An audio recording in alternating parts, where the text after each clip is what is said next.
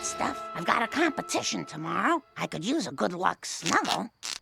I'd rather talk about our feelings. Ever feel like Family Guy and The Simpsons are two sides of the same coin? Let's find out just how alike they can get. I don't want to do that specific thing again. Well, that's too bad, because I'm ready for round 2. Just gotta make sure the kids don't come in. In this series, we compare two episodes from Family Guy and The Simpsons that explore similar themes, but with their own unique twists. In this video, we are going to look at episodes in which Marge and Lois both become buff from weightlifting. First, let's look at The Simpsons episode titled The Strong Arms of the Ma. The Simpson family attends a garage sale at Rainier Wolfcastle's mansion, where everything is up for grabs following his bankruptcy. Homer searches for something that might gain value over time and ends up buying Wolfcastle's old weightlifting set. He crams the equipment into the car like a game of Tetris, leaving no room for himself. So Wolfcastle straps Homer to his chest using an oversized baby harness from one of his action movies. On the way home, a terrible smell fills the car. Maggie needs a diaper change. Marge pulls into the Quickie Mart. Though Apu initially resists letting her use the restroom, the odor quickly changes his mind. As Marge exits the store with a fresh Maggie, she's approached by a shady man wearing a goofy cap. He pulls a gun and demands her belongings. Finding only diapers in her purse, he angrily rips off her pearl necklace and flees. The incident leaves Marge visibly shaken. She returns to the car in a daze and breaks down in tears in front of the kids. The next day, the family files a police report with Chief Wiggum, who gives them the usual lazy assurance. Meanwhile, Marge struggles to recover from the trauma,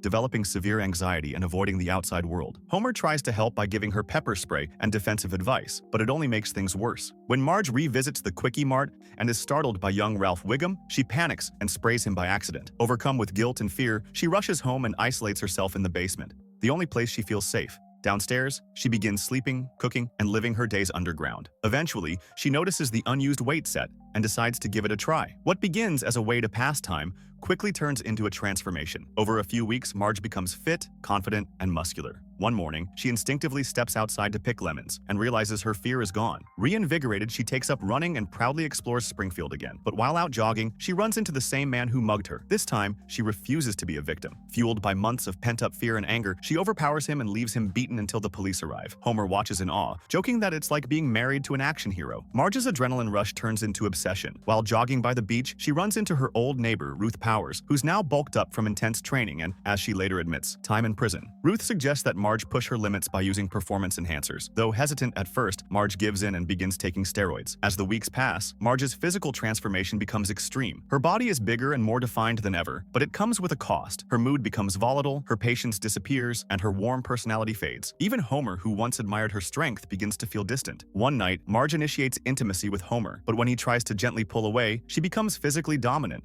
overwhelming him. Rebuttal? Let's do it. Oh, I have an early date. I wasn't asking.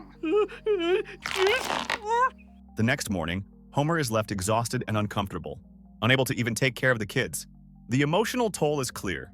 Something has shifted in their relationship. That evening, the family attends the Iron Maiden fitness pageant, where Marge places second. Though the result is respectable, she's visibly displeased. Later at Moe's tavern, she vents about her performance. Moe makes an offhand insult about her appearance, and Marge snaps. She trashes the bar, throwing barflies around in a rage. Just as she's about to hurl Lenny across the room, Homer, who had been hiding in the bathroom, steps forward. With fear and sincerity, he tells her that he misses the gentle, caring woman he married. His words finally break through to her. Realizing what she's become, Marge sets Lenny down, ashamed. Back home, Marge takes the weightlifting set and throws it into the furnace, symbolizing the end of her extreme lifestyle. She and Homer share a quiet, intimate moment, ready to move forward, together, and on healthier terms. Ready for a real workout, Marge?